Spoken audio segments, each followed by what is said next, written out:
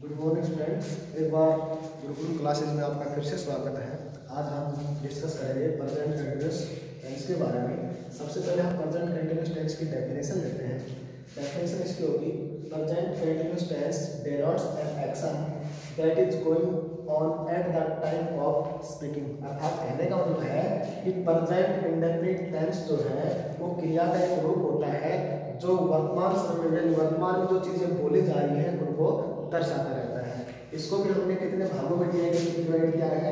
इसको भी हमने 4 भागों में डिवाइड किया है। सबसे पहला जाएगा अपना अफर्मेटिव सेंटेंस,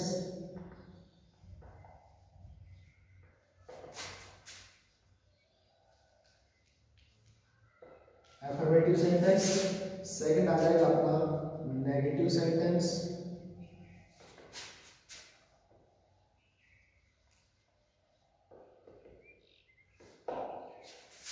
थर्ड आ जाएगा अपना इंटरोगेटिव सेंटेंस,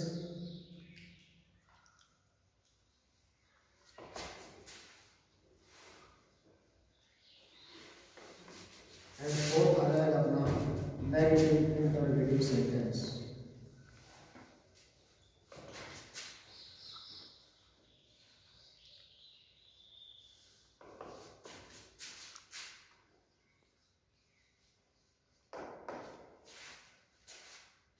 सबसे पहले हम डिस्कस करेंगे अफर्मेटिव सेंटेंसेस के बारे में। सबसे पहले हम चर्चा करते हैं अफर्मेटिव सेंटेंस। जैसे हमने अपनी पहली वाली वीडियो में बताया था कि साधारण वाक्य जो होते हैं उसमें सबसे पहले हम किसका प्रयोग करेंगे? सब्जेक्ट का प्रयोग करेंगे। उसके बाद सब्जेक्ट के बाद helping verb is and are का प्रयोग किया जाएगा और फर्स्ट फॉर्म के साथ आईएनजी और लास्ट में आपका ऑब्जेक्ट होगा। तो नोट करें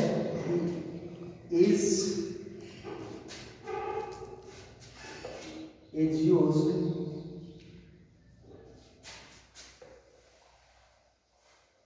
singular noun, यानी कहने का मतलब है इसका प्रयोग कहाँ किया जाएगा? इसका प्रयोग वहां किया जाएगा जहां पर अपना सब्जेक्ट क्या हो? सिंगुलर हो। इसी प्रकार इसका सेकंड हो जाएगा are is used plural noun. Third होता है I is used, am is used I. मेरा कहने का मतलब है यदि आपका सिंगुलर यानी आपका सब्जेक्ट सिंगुलर अगर आ रहा है तो वहां पर हम इसका प्रयोग करेंगे। यदि आपका सब्जेक्ट प्लूरल आ रहा है तो वहां पर हम आर का प्रयोग करेंगे। यदि आपका सब्जेक्ट आई आ रहा है तो वहां पर हम किसका प्रयोग करेंगे? एम का प्रयोग करेंगे। सेकंड हम बात करते हैं नेगेटिव सेंटेंसेस की। इन नेगेटिव फॉर्म यानी जैसे आपका स्ट्रक्चर जो है या आपका शब्द जो है वो आ रहा हो नेगेटिव में, आपका सेंटेंस नेगेटिव में आ रहा हो तो उसमें हम किसका प्रयोग करेंगे? नॉट का प्रयोग करेंगे। तो लिखा है कि in negative form we add not between principal verb and the operative helping verb। यानी helping verb आपकी कौन सी हो जाती है? is, am, are। और main verb आपकी कौन सी हो जाती है? जो आपकी दी हुई है। उस वर्ब के बाद दोनों के बीच में किसका प्रयोग करेंगे? नेगेटिव के लिए हम नोट का प्रयोग करेंगे। मेरा कहने का मतलब है कि आपको ये पता चले कि भाई अपना सब्जेक्ट जो है वो फर्स्ट पर्सन आ रहा है तो हम इसका प्रयोग करेंगे, सिंगुलर आ रहा था हम इसका प्रयोग करेंगे, और आई आ रहा था एम का प्रयोग करेंगे, और प्लूरल आ रहा था हम आर का प्रयोग करेंगे। नेगेटिव के लिए हम नोट लगाएंगे और अपनी फर्स्ट फॉर्म के साथ आईएनजी लगाएंगे, लास्ट में आपका ऑब्जेक्ट। अब आईएनजी लगाने के रूल होते हैं वो भी मैं अभी आपको डिस्कस करूंगा उसके बारे में। और ये जैसे मैंने एक एग्जांपल लिया है सी इज नॉट गिविंग, क्योंकि सी हमारा क्या है? थर्ड पर्सन सिंगुलर है, तो सिंगुलर के साथ हम इसका प्रयोग करेंगे, इज का प्रयोग करेंगे। आईएनजी लगाने के कुछ नियम आते हैं। यदि किसी वर्ब के अंत में लिखें, यदि किसी वर्ब के अंत में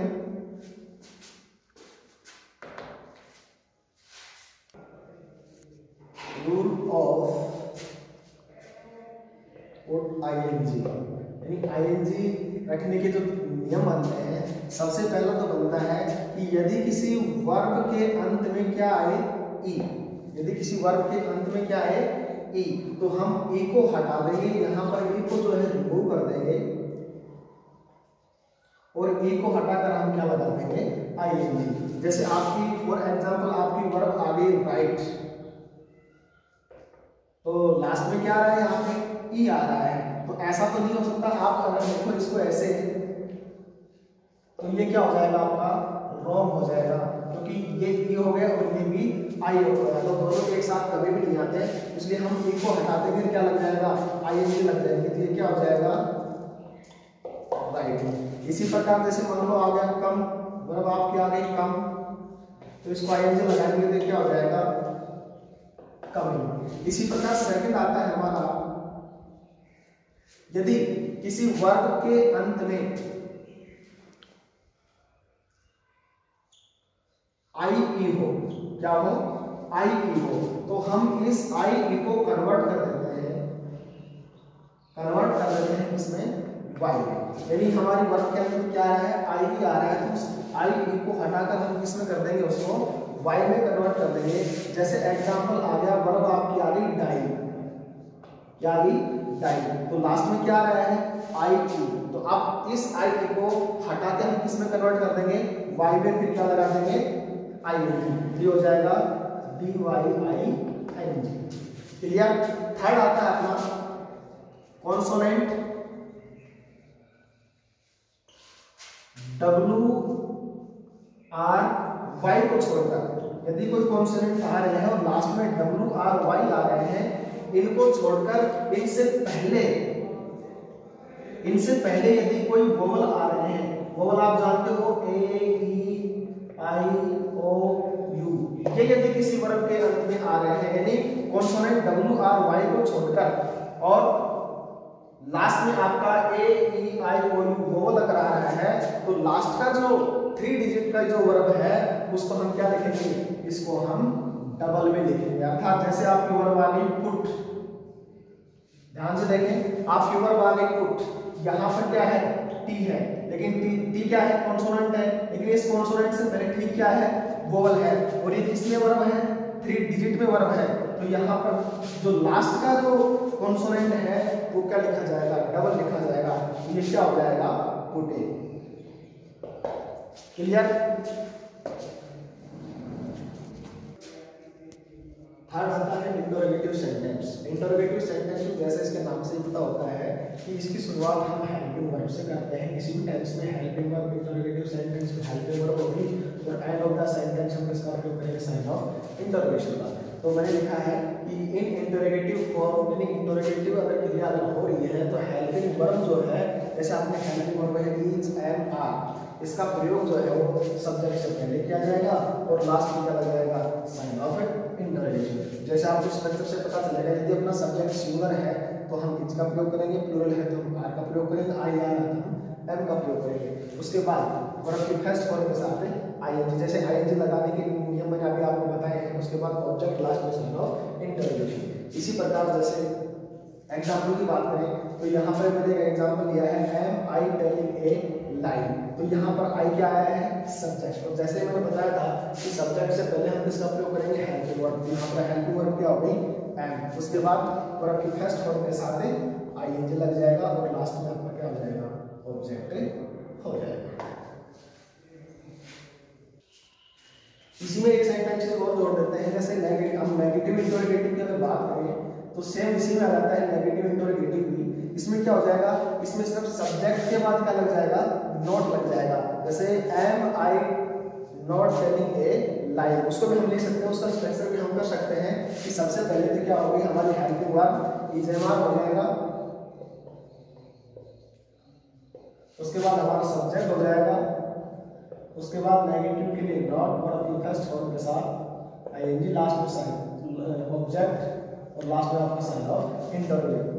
तो इसी प्रकार आप नेगेटिव सेंटेंस को भी बना सकते हैं। इसी प्रकार इसमें कुछ वर्ड्स दिए गए हैं, जैसे मैंने नोट लिख के लिखा है कि present continuous tense is use some words, यानी ये कुछ वर्ड आ रहे हैं, जैसे नाउ आ गया, स्टिल आ गया, नाउ डेज आ गया, दिस डेज आ गया, एट दिस टाइम आ गया, एट द मोमेंट आ गया। ये एडवर्ब्स और एडवर्ब फ्रेजेस अगर कहीं आ रहे हैं, आप किसी भी सेंटेंसेस में अगर दिखाई दे रहे हैं तो आप समझ जाना ये अपना कौन सा है, प्रेजेंट कंटिन्यूअस टेंस है। फॉर एग्जांपल ये बातें बोलूं मैं, ब्लैंक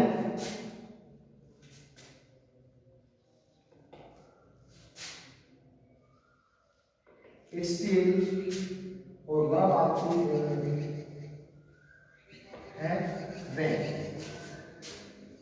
क्या करोगे इसमें, इसमें हो जाएगा इट्स, ये क्या आ रहा है यहाँ पे स्टिल आ रहा है, और स्टिल मैंने लिखा है इसमें क्योंकि स्टिल जो है वो अभी भी यानी कंटिन्यूस लगातार बारिश हो रही है और वर्ब आपकी दे रही है रेन। तो यहाँ पे क्या हो जाएगा, यहाँ इट्स सिंगुलर है तो यहाँ पर हम किसका प्रयोग करेंगे, helping verb is, it, still और वर्ब की फर्स्ट फॉर्म यानी वर्ब आपकी है रेन, तो यहाँ पर क्या हो जाएगा रेनिंग। यहाँ पर डबल एन नहीं करेंगे क्योंकि मैंने बताया था कि आईएनजी लगाते समय केवल थ्री डिजिट जो होंगे, 3 डिजिट की वर्ब होगी वहां पर ये हम उसको कॉन्सोनेंट जो उसको डबल लिखा जाएगा। तो इसमें रेन आ रहा है RAIN, तो ये 4 डिजिट आ रहा है क्योंकि आप अगर क्वेश्चन पुट अप होगी लास्ट में तो कॉन्सोनेंट है उससे पहले वोवल है, लेकिन ये वर्ब कौन सी है 4 डिजिट की है। अगर होती है 3 डिजिट की तो वहां पर हम क्या करते, आईएनजी के साथ लास्ट का कॉन्सोनेंट है उसको हम क्या करते, डबल करते हैं। तो आज के लिए केवल इतना ही, बाकी जो शेष है वो हमारे कल की नेक्स्ट वीडियो में होगा। धन्यवाद।